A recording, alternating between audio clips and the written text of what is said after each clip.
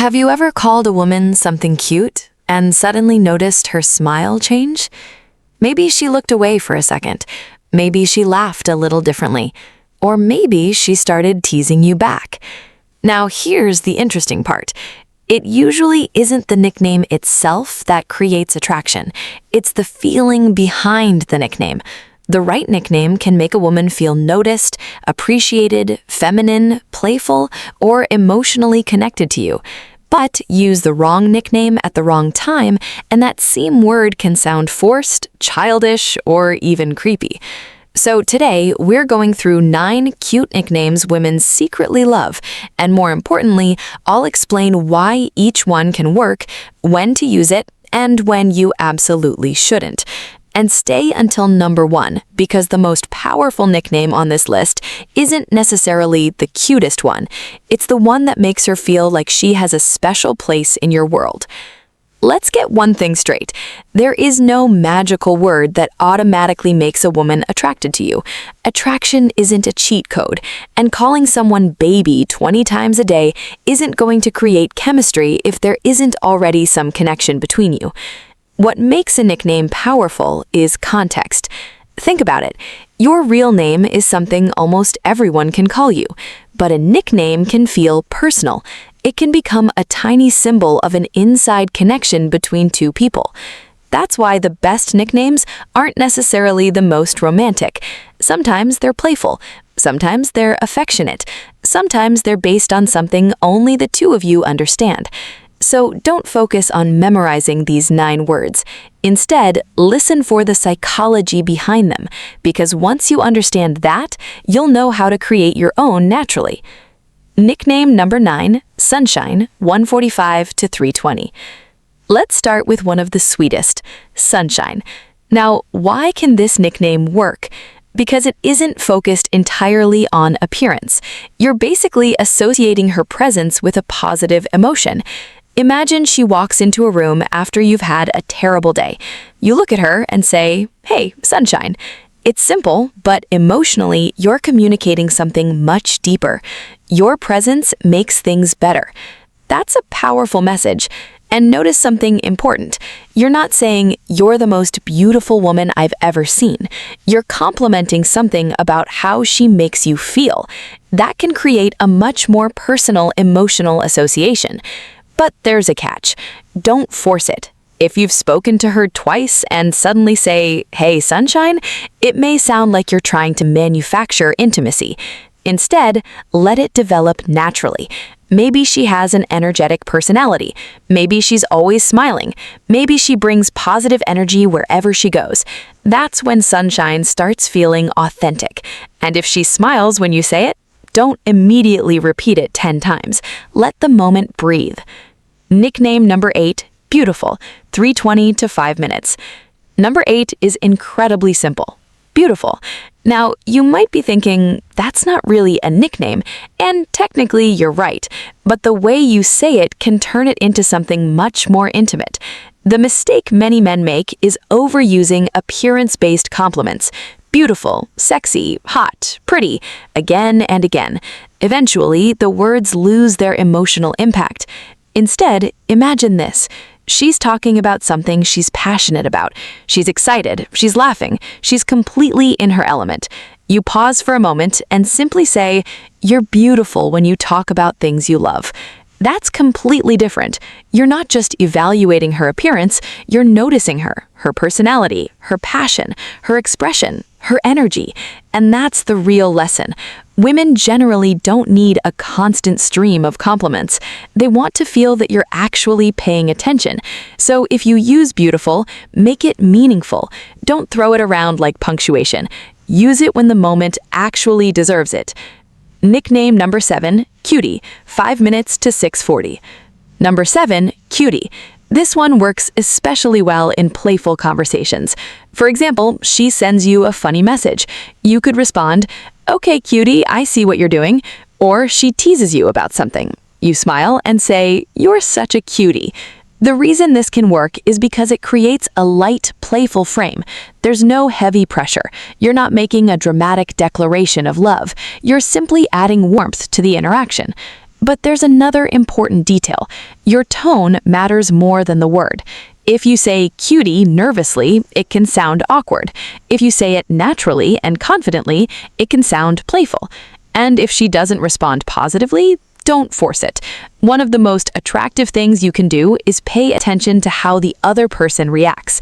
If she starts calling you something playful back, that's a good sign that you're developing your own conversational rhythm. And that brings us to an important rule. A nickname becomes more powerful when it becomes mutual. Now we're getting more playful. Number 6 is trouble. This one is interesting because it doesn't sound traditionally romantic. That's exactly why it can work. Imagine she keeps teasing you. She steals your fries. She keeps making fun of your terrible music taste. Or she has that mischievous personality. You laugh and say, "You're trouble, you know that." Now you've created a playful identity for her, and suddenly, trouble becomes an inside joke. The attraction isn't coming from the word itself. It's coming from the shared story behind it. Maybe later she does something mischievous, and you just look at her and say, "Here we go again, trouble." Now the word carries history. That's what makes nicknames powerful. They can become tiny emotional shortcuts. One word can remind someone of several previous moments you've shared. But remember, don't use trouble as an excuse to insult her. The tone should be playful, not judgmental. The goal is, we have fun together, not you're a problem. There's a huge difference. Nickname number 5, sweetheart. Number 5, sweetheart. This one has a warmer, more affectionate feeling. It's especially useful when the relationship already has some emotional comfort. For example, she's had a difficult day. You listen to her, then you say, "Take it easy, sweetheart. You've had a long day." Notice how different that feels from using the same word randomly. The context gives the nickname meaning. It's almost like emotional punctuation. You're communicating, "I care about you." But here's something important. Affection works best when it doesn't feel like a performance. If you're saying romantic things just to get a reaction, people can usually sense that. Instead, let your actions support your words. If you call her sweetheart but constantly ignore what she says, the nickname means very little. If you're genuinely attentive, kind, and respectful, the same word feels completely different. So remember, words amplify behavior, they don't replace it. Nickname number 4, baby. Now we get to one of the most obvious, baby. You've heard this one everywhere, but here's the mistake. Many people assume baby is automatically romantic. It isn't. Context matters enormously. If you've just met someone, calling her baby can easily feel too familiar. But if you're already dating and there's mutual affection, baby can become a natural expression of closeness. For example, "Good morning, baby," or "Come here, baby." The word works because it communicates familiarity. But there's another reason it can become meaningful. When a nickname becomes associated with positive moments, hearing it can bring those moments back emotionally. Maybe she remembers you saying it while laughing together. Maybe you say it when you're comforting her. Maybe it's simply become part of your relationship language. That's when it becomes personal. And here's the rule. Don't copy someone else's relationship language. Just because another couple calls each other baby doesn't mean you have to.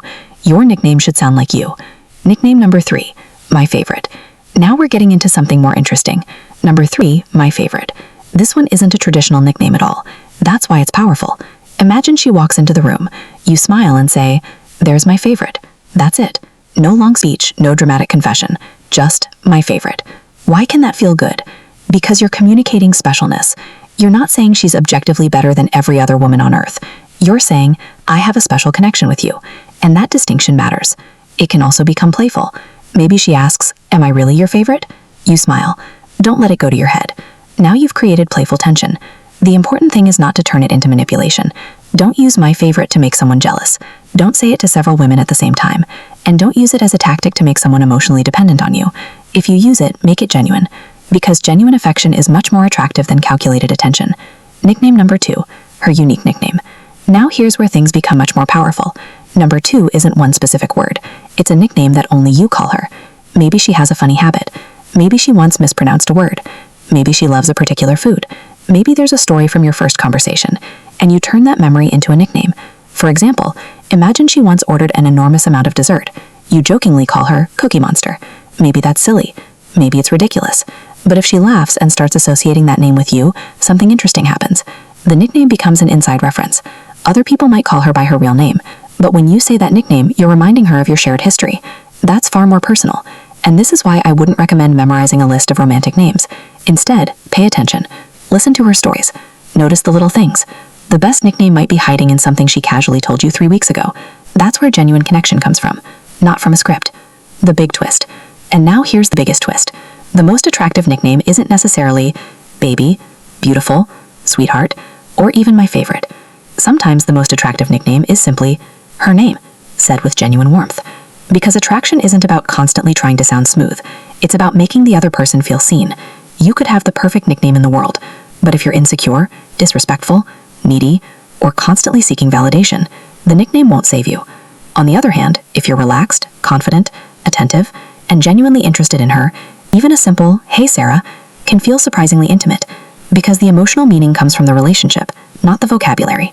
Nickname number 1, the name that has a story behind it. And now, number 1, the most powerful nickname is the nickname that has a story behind it.